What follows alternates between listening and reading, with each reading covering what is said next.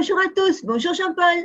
Oui, bonjour Françoise, je suis heureux de vous retrouver, vous aussi, jeunes gens. Oui, alors je vous dirais, eh bien, aujourd'hui, le titre c'est Viens. Alors, c'est le cri qui est lancé dans les derniers versets de l'Apocalypse, et en particulier au verset 17, et je vous lis ce verset 17, si vous voulez. Hein. Et l'Esprit et l'Épouse disent viens, et que celui qui entend dise viens, et que celui qui a soif vienne, et que celui qui veut prenne de l'eau de la vie gratuitement. Alors ça, c'est un verset particulièrement intéressant. Il nous dit plusieurs choses intéressantes. Il nous dit, et l'esprit et l'épouse disent, viens. Alors, l'esprit, qui est l'esprit? C'est l'esprit de Dieu. C'est Dieu. Et l'épouse, qui est l'épouse? C'est le peuple. Et vous voyez dans ce verset que les deux, c'est-à-dire Dieu et son peuple, Dieu à travers son esprit, et son peuple, appelé l'épouse, parlent d'une même voix et lancent le même appel. Alors ça suppose une communion entre Dieu et son peuple qui est rare. Vous voyez, c'est comme, je dirais, mari et femme qui lancent le même appel, d'une même voix. Et alors, le cri qu'ils lancent, c'est « viens ». Vous voyez, l'objectif de Dieu, la perspective de Dieu, la seule chose qui l'intéresse vraiment, si j'ose dire, c'est que ces enfants perdus reviennent. Que les hommes et les femmes, bien sûr, se rendent compte qu'on leur a raconté beaucoup de choses négatives sur lui, mais qu'en réalité, il n'a qu'un espoir, c'est que tout le monde rentre au bercail.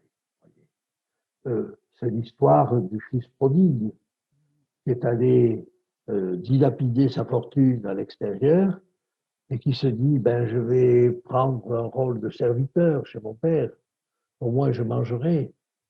Et son père l'accueille comme s'il n'était jamais parti. Non, mais c'est ça. Alors, l'esprit et l'épouse disent bien. Mais la suite était un peu étonnante. Que celui qui entend, alors, il y a des gens qui vont entendre cet appel. Hein. Que croyez-vous? À quoi on s'attend? Vous entendez un cri, viens, ah, et que celui qui entend vienne. Eh bien, c'est pas ça. Celui qui entend, que celui qui entend dise viens à son tour. C'est-à-dire que, imaginez que vous entendiez dans la forêt un cri qui vous dise viens. Qu'est-ce que vous faites? Vous y allez. Et ces gens-là, ceux qui entendent viens, qu'est-ce qu'ils font? Ils n'y vont pas. Vous y vont peut-être, mais ils disent à leur tour viens. C'est-à-dire qu'ils se joignent à l'épouse. Ils deviennent l'épouse et à leur tour disent viens. Un petit peu comme les guets, vous savez, sur les tours de garde dans un château. Il y en a un qui crie un message et l'autre reprend le message. Ce qui fait que le suivant sur la muraille l'entend et crie à son tour. Voyez? Et c'est comme une chaîne qui se développe. Et chacun à son tour crie viens. Et vous voyez, ce que nous avons là, c'est un immense mouvement de prédication, si vous voulez. L'épouse lance un cri, viens, mais ceux qui l'entendent se joignent à l'épouse et disent à leur tour, viens. Que celui qui entend dise viens, et que celui qui a soif vienne. Et là, nous retrouvons la soif dont nous avons déjà parlé. Voyez, ce cri va toucher ceux qui ont soif. Ceux qui ont soif d'autre chose. Ceux qui ont soif de vérité, ceux qui ont soif de justice, ceux qui ont soif de douceur, ceux qui ont soif de bonté, ceux qui ont soif de beauté. Voilà, ceux qui ont soif, qui aspirent à autre chose que ceux qui vivent. Ce qui veut dire un mécontentement de la société peut-être, mais aussi bien un mécontentement de soi-même. Vous voyez, j'aimerais vivre en moi-même autre chose. Et alors que celui qui veut, celui qui a soif, prenne de l'eau de la vie gratuitement. Tu as soif, tu aspires à autre chose, viens.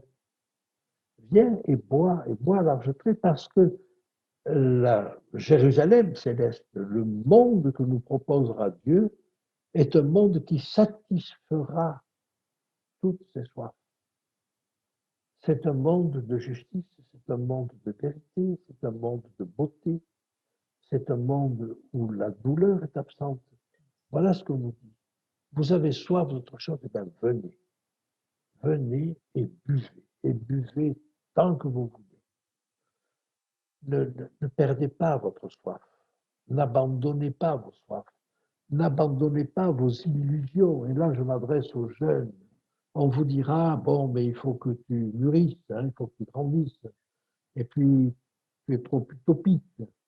Alors, il va falloir abandonner quelques-unes de tes utopies. Ah, peut-être les utopies, mais pas les aspirations. N'abandonnez jamais votre aspiration à ce qui est beau, à ce qui est généreux, à ce qui est bienveillant.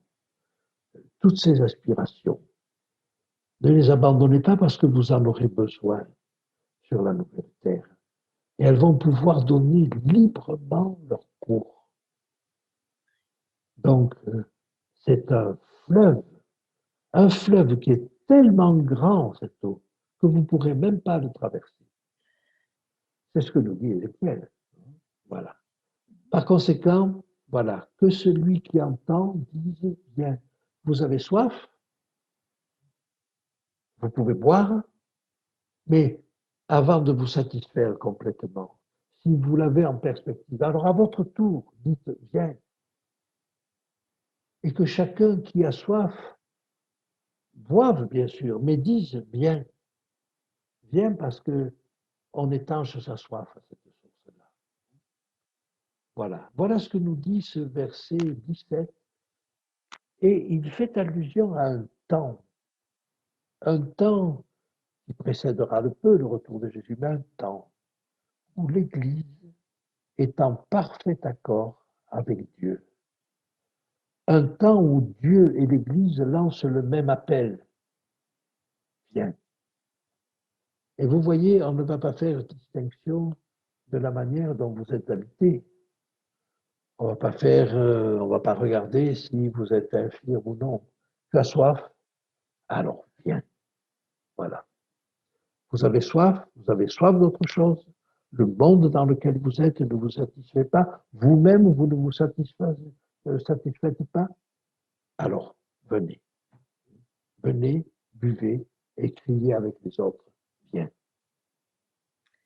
Eh bien, c'est ce que je souhaite à chacun d'entre vous. Voilà, prenez le temps d'écouter, d'étudier avec Jean-Paul. Et bien voilà, l'Apocalypse qui sera une source, si je puis dire, une source comme un roc dans votre foi. Alors, vous savez, viens, ça peut avoir un autre sens aussi. C'est un sens pour les autres qui ne sont pas encore venus et qui viennent s'agglutiner à l'Église. Mais ça peut être un appel à Jésus.